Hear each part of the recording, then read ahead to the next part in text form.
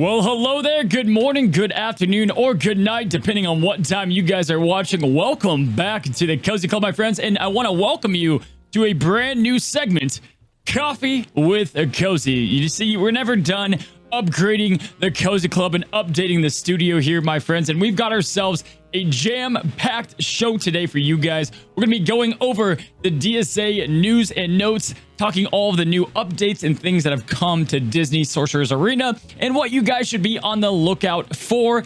Followed by that, we also have the Cozy Hierarchy, and that's going to be the top 15 PvP characters, according to myself. And then following that, we've got the Cozy Choice, which is going to be the characters that I recommend best farming in the month of November, or in the current month that we are in. So, my friends, as I was saying, we've got a jam-packed show for you today. A lot to cover, so let's go ahead and jump right into it for your daily dose of dopamine. Alrighty, my friends. Well, again, welcome on into the Cozy Club. We've got ourselves a little coffee with Cozy today. We're going to start off with our DSA news and notes. And we're going to go ahead and start off with the latest update patch that came out last Thursday, officially live at 10/28/2021. We've got ourselves a brand new tower and a lot to break down when it comes to the news and notes. Now, the first thing you guys can see in the news section here, we do have a new Gargoyle tower with the arrival of Goliath and Xanatos, and then a new rework to Demoana. We're going to get to that here pretty shortly, and we'll have a whole nother video on that coming a little bit later this week. We also, with the new update, had something major happen for the free-to-play community, and it's about time. Miguel is now going to be farmable within the tournament exchange, guys. This is going to be massive for free-to-play. It's been about a year. We've been waiting now for Miguel to land, and let me tell you, still has a lot of viability. He's still a great leader for mythicals. A lot of people are going to be far off from Zeus, and he's great to get things going for your team on PvP as one of the fastest leaders in the game. And in addition to that, you're going to hear me talk about this today, but it is such a harmful effect meta and game that we are in at the moment. And so cleansers are just so imperative in PvP and within the raid. And so a little bit less exciting, we've got ourselves Chip coming into the exchange store as well. And he's not insane. He's not amazing by any stretch of the imagination. But I will say that him being an adventurer and being needed for Namari and Raya and eventually Maleficent is going to be somewhat important. So you can start farming him at your own leisure. Now, I think this is a step in the right direction for the DSA team. However, I still want to see a little bit more of a reliable cadence when it comes to releasing these characters for free-to-play and more free-to-play methods. Like Moana, we kind of waited around forever, and the same as Miguel, it was almost a year, and at this point, I thought he was never going to become free-to-play farmable. So I do think there could be a little more communication with that. I want to see them start utilizing more of the stores altogether and giving us more to do as the game has been out for quite a while. Now, also, within the new patch notes, guys, I know a lot of you guys are excited to talk about it, and a lot of you guys wanted to, those that have been here for a while, probably been looking for a video for it. We do have one coming later this week. The Gargoyles, the Defender of the Night, the Defenders of the Night have come to DSA, and my gosh, what a welcomed Halloween surprise, guys. Demoana got a brand new kit update. You've got Xanatos, who's an absolute beast. We'll talk about him here in a minute. And then we've got Goliath being the newest Gargoyle Tower character. Now, there's a lot to go through with all of them. We'll be given the full in-depth guide about them.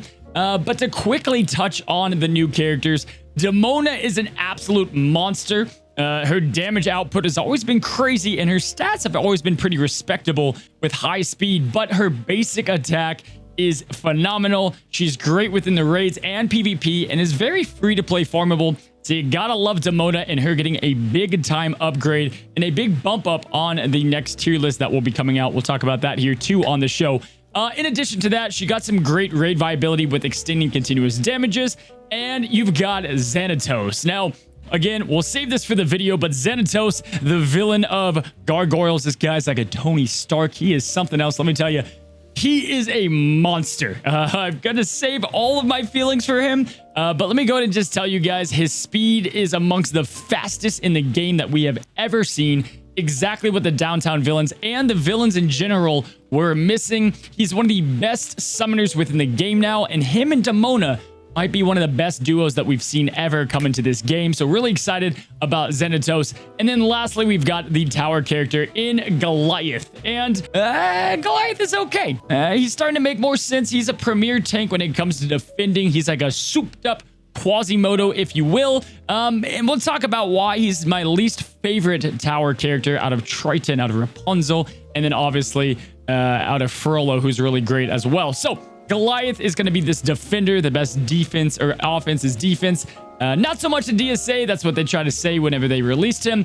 But I have a lot to talk about their viability and how they are all together. You can find him in the new Gargoyle Tower that, again, looks pretty awesome at that. But we'll get to these guys here in a moment.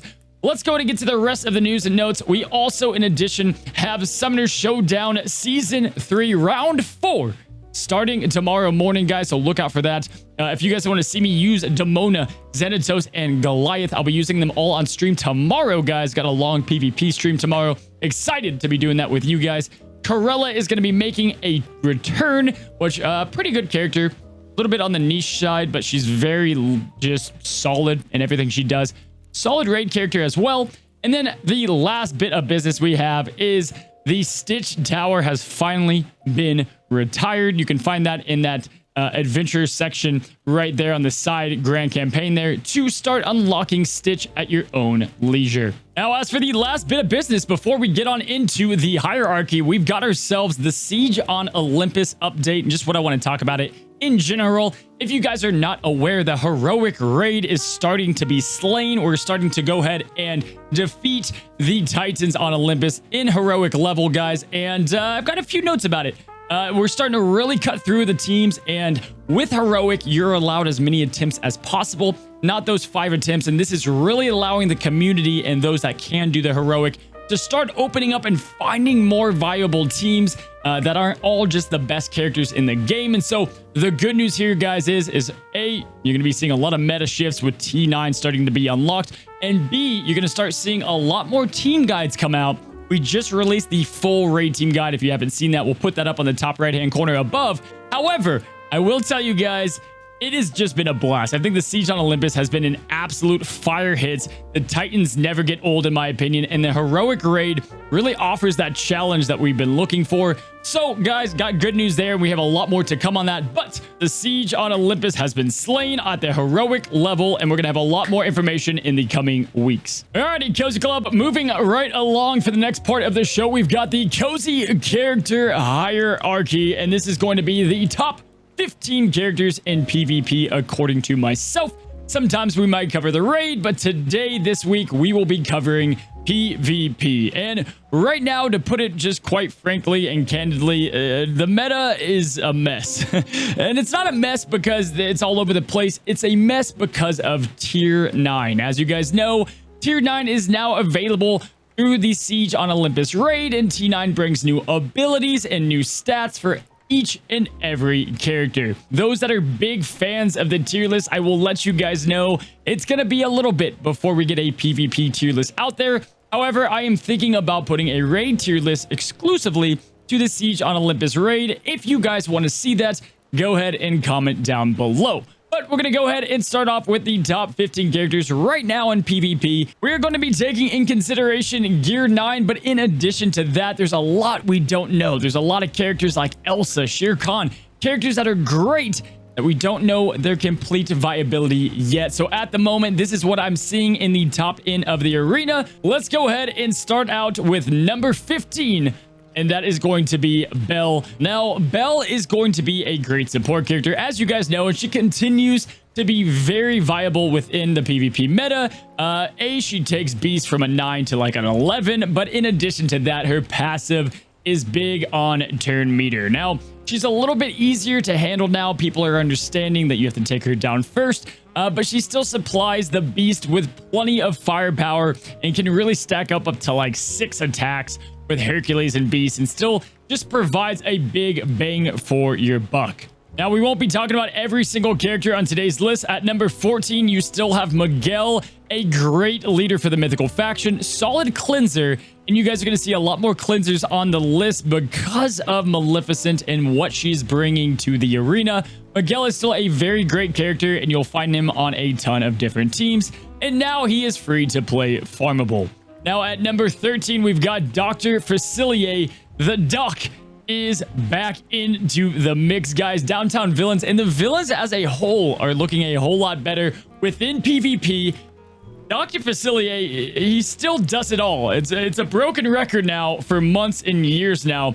Dr. Facilier is the master of all, the jack of all trades. Great alternative if you don't have Ursula in your squad.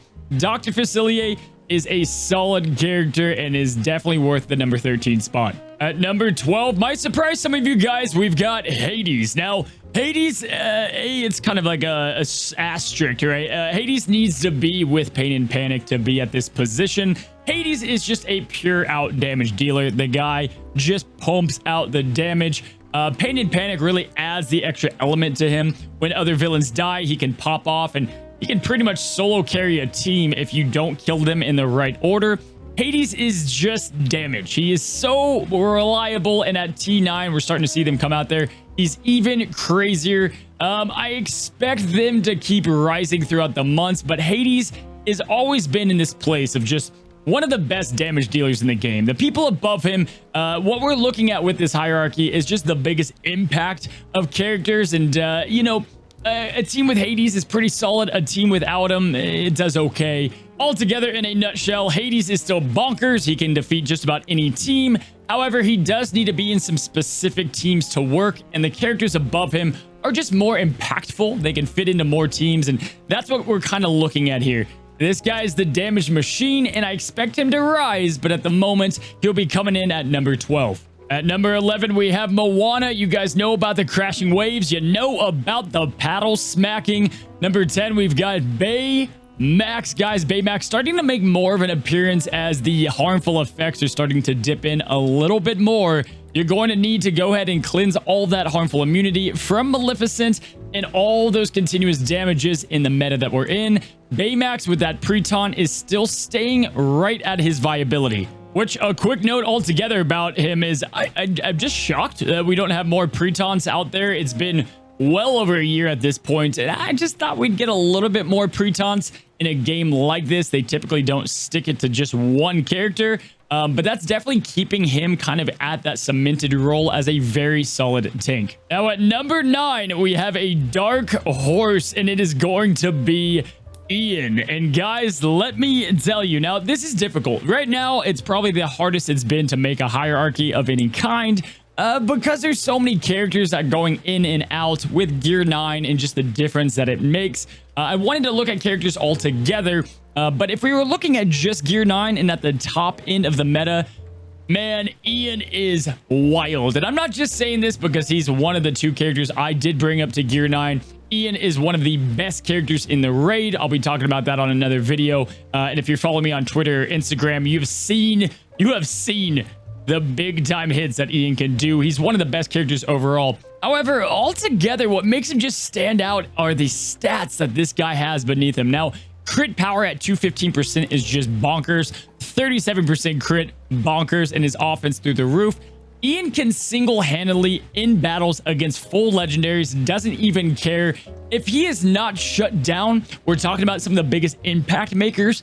If he is not shut down, Ian's going to win the battle at Gear 9. I've gone against Hercules at Gear 9. I've gone against other characters that are at that Gear 9 quality, and Ian just packs such a big punch that if he's not taken care of, he's like Zerg. You've got to take him down fast. He can spread harmful effects in a big harmful effect meta, which is only amping him up. I'm going to spend the most time talking about Ian because I want you guys to know Barley Ian always have been solid, but there's been no ways to spread harmful effects quickly and protect them at the same time. But we're starting to have a lot of supports that are amping up the Onward brothers, and they are just solid across the board. At number 8, we have Xanatos, and then we're also going to put Demoana in here as a little bit of a cheat. We're going to put them both together in this number 8 spot.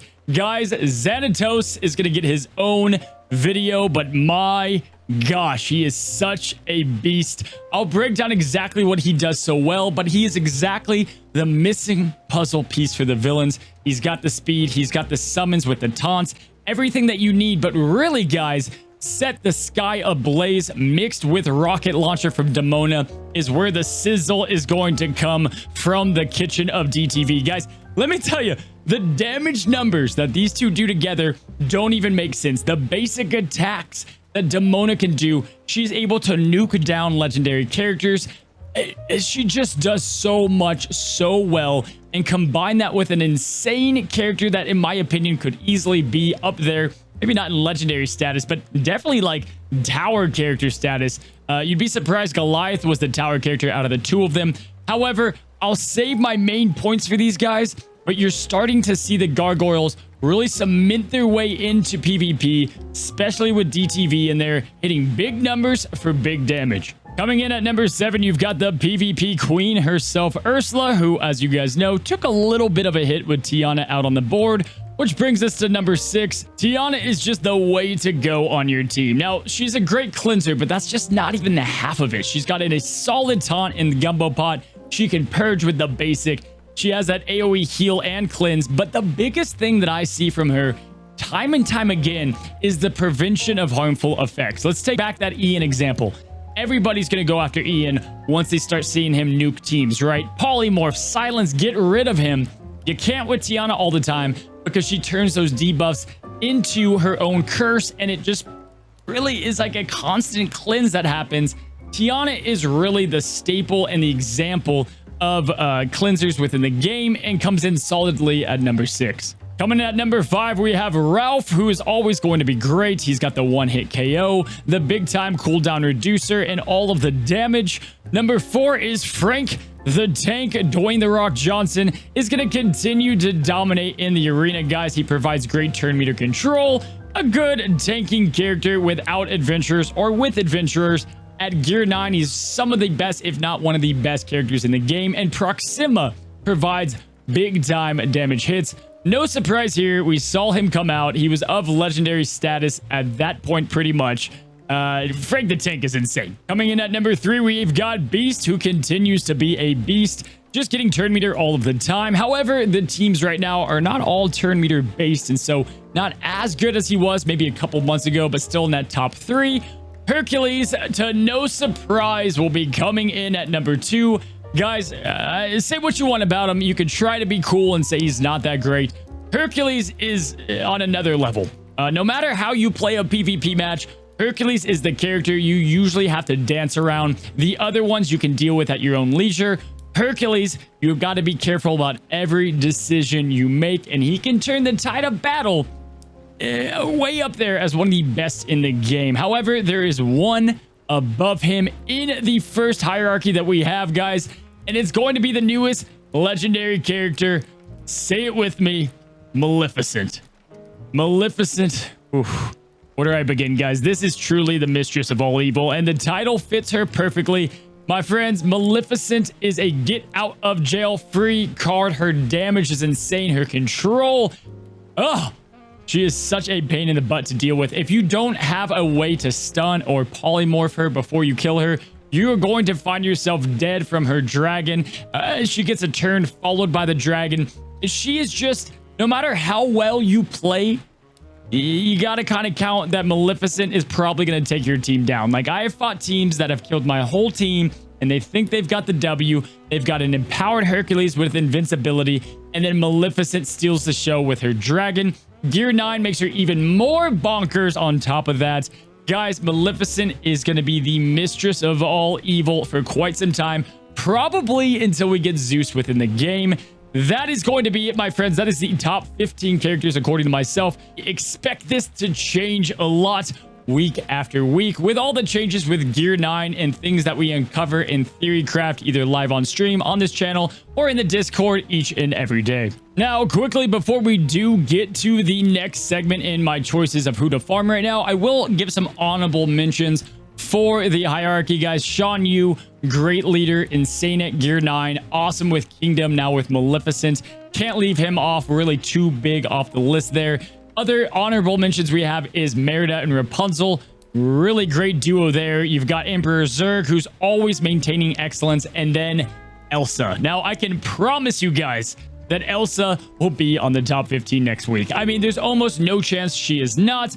She will be at gear 9 for myself, probably going into tomorrow. And I just, she's going to just send PvP for a whirlwind. We're going to get that OG Elsa feeling back, combined with Mickey. Those are going to be the honorable mentions for the hierarchy. You can expect those characters to rise, but for the time being, the top 15 is the top 15. So let's talk characters, Cozy Club. We're going to be going over just a few that I recommend to farm in the month that we are currently in, and we're going to start off with, of course, the Sorcerer's Chosen, guys. If you are in a club that is going after the Siege on Olympus raid, you've got to be farming these Sorcerer's Chosen. They are here to stay, whether you like it or not, and they make a big difference in most of your raid runs. And now that we've gotten to go into heroic and we've slayed that a few times, you want to go with Frozone as that #1 choice yet again. Frozone makes a massive difference.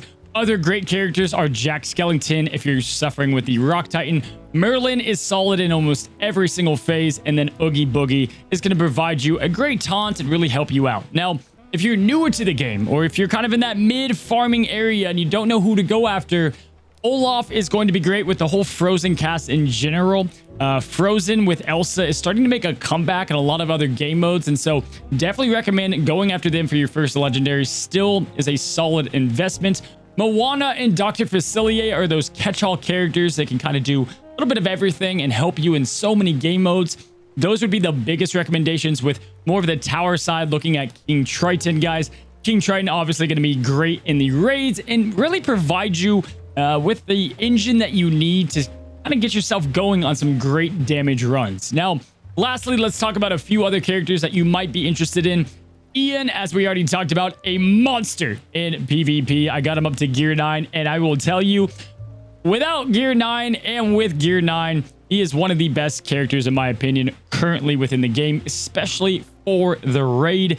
Guys, the biggest damage numbers that I've pumped out without using, ridiculously over-the-top teams, it's going to be with Ian on there, with Maleficent. Without him, you're not going to regret at least getting him geared up. If you've been waiting, now's the time to take him up. And then the brand new Xanatos and Demoana.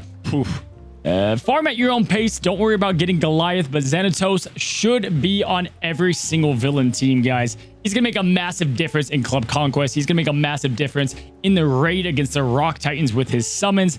This guy, Xanatos, is the man with the plan. Demoana and her damage pairs up perfectly. So those would be the cozy choices on who I would farm this week. My friends, I want to thank you guys so much for coming on over to the first Coffee with Cozy. Hopefully, you guys enjoyed the show and enjoyed all the segments that we had for you today. If you guys haven't already, go ahead and click that red subscribe button down below to get more Coffee with Cozy. And if you enjoyed the segment, let me know. I'd love to hear y'all's feedback. Put it down in the comments below if you liked the way we presented information here at the club today. We're always working on upgrading, and guys, I cannot thank you enough for allowing my dreams to continue to live on and be a content creator for you guys. If you haven't already, we've got a Twitter, Discord, and Instagram where I post different team strategies and just, I don't know, real life stuff if you guys are interested in that as well. Hopefully you guys have a good rest of your morning, afternoon, or your night. And until next time, my friends, stay cozy.